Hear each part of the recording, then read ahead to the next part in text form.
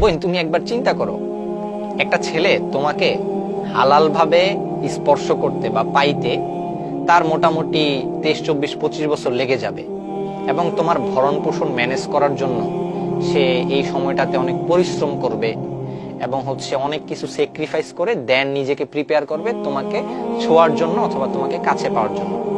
আর তুমি বয়ফ্রেন্ডের 20, 50 টাকার ফুচকা খায়া অথবা 10, 20 টাকা অল্প খুবই নগণ্য কিছু বিষয় পায়া তোমার নিজেকে একেবারে বিলাই দিচ্ছ।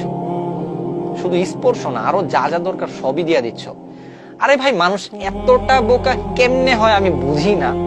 একটা পতিতালয়ে গেলেও সেখানে 1000-500 টাকা খরচ হওয়ার সম্ভাবনা আছে, আর তোমাকে 50-100 টাকার ফুচকা খাওয়াইয়া অথবা 200-300 টাকার গিফট দিয়া একেবারে রুম রেটে নিয়ে যাচ্ছে। তুমিও কোনো বাধা দিচ্ছ না, তুমি স্বাচ্ছন্দ্যে রুম রেটে গিয়ে চিল করতেছো। পুরো দুনিয়ার ইতিহাসে মেয়েদের দাম এতটা কম ছিল কখনো আমার জানাই নাই। এখন এখানে কাকে দোষ দিব? ছেলের দোষ দিব, মেয়ের দোষ দিব? দোষ তো দুইজনেরই। আমি ছেলেদের ব্যাপারে কোনো কথা বলবো না, আমি জাস্ট তোমার বিবেকের কাছে বলতে চাই। কারণ ছেলের ব্যাপারে বলে লাভ কি? তারা যদি তাদের বোনের দিকে না তাকায়, তারা যদি তাদের আপকামিং ভবিষ্যৎ মেয়ের দিকে না তাকায়, তাদেরকে কল্পনা করে যদি চিন্তা না করে যে আমি এখন যেটা করতেছি ওইটা যদি আমার মেয়ে করে কারোর সাথে, আমি এটা কিভাবে নিব? আমার বোন যদি কারোর সাথে করে সেটা আমি কিভাবে নিব? সো ছেলেদের কথা বাদ, তোমরা অ্যাটলিস্ট তোমাদের ভালোটা তো বুঝার চেষ্টা করো। যদি তোমরা নিজেদের ভালো নিজে না বুঝো তাহলে কে তোমাদেরকে বুঝিয়ে দিবে? কখনোই সম্ভব না, কেউ তোমাদেরকে বুঝাইতে পারবে না। সো বোন, তোমাকে ইনসাল্ট করার, তোমাকে পচানোর ন্যূনতম ইচ্ছা আমার নাই। আমি কখনো এই কাজ করবো না। আমি জাস্ট তোমার বিবেকে একটু আঘাত করতে চাই, তোমার বিবেকটা যেন একটু ভাবতে শেখে, তোমার বিবেকে যেন এই জিনিসটা জাগ্রত হয় যে হ্যাঁ, আমি কোন ট্রেকে যাচ্ছি, আমার কোন ট্রেকে যাওয়ার কথা আর আমি কোন ট্রেকে যাচ্ছি। সামান্য কিছু বিষয়ের কারণে আমি রুম রেটে চলে যাচ্ছি, আমি 14 ফেব্রুয়ারিতে নোংরামি করতেছি। এটা কি ভালোবাসা? এইটা ভালোবাসা? তোমার মারে তুমি জিগাও এখন যায়, তোমার বাপেরে তুমি এখন যায় জিগাও যে আম্মা ভালোবাসা আসলে কি? What's the definition of love? বেশি সিরিয়াস কথাবার্তা বলতেছি। যাই হোক, সিরিয়াস কথাবার্তা বলার আসলে মুড নাই।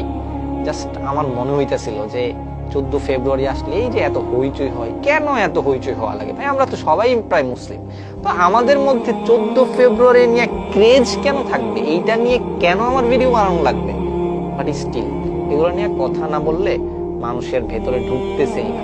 অহরহর ছেলে মেয়ের আজকে পার্কে এখানে ওখানে চিপায় চাপায় আকাম কুকাম করতেছে, রুমলেট করতেছে, হাবি জাবি যত নিকৃষ্ট কাজ আছে করতেছে। এইটা কইরা তুমি আমাকে একজন মানুষ দেখাও যে 14 ফেব্রুয়ারিতে এই টাইপের নোংরামি কইরা পুরো লাইফে সুখে থাকতে পারছে। আরে পুরো লাইফ বাদ দাও মিয়া, যার সাথে এই টাইপের নোংরামি করছে ওর সাথে লাইফে কয়দিন থাকতে পারছে?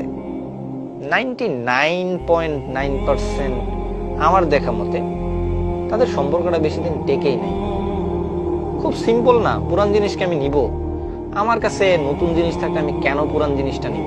টিস্যু পেপার ইউজ করলেই কেউ আবার সেটা পকেটে রাখে, সেটা তো ফালায় দেয়। সো তোমাকে তো টিস্যু হিসেবে ব্যবহার করছে। তুমি যদি নিজেরটা ভালো না বুঝো, অর্থাৎ তুমি যদি নিজেই নিজেকে টিস্যু বানায় রাখতে চাও, তাইলে তো আমি বা কেউ বলে তোমাকে সেখান থেকে উদ্ধার করতে পারবে না।